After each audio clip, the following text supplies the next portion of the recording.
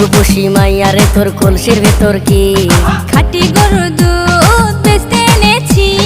দে না একটু খাই, দামটা আগে চাই, আর দে না একটু খাই।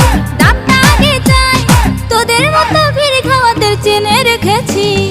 ও রূপসী মাইয়ারে তোর কলসির ভেতর কি খাঁটি গরুর দুধ বেচতে এনেছি। ও রূপসী মাইয়ারে তোর কলসির ভেতর কি খাঁটি গরুর দুধ বেচতে এনেছি।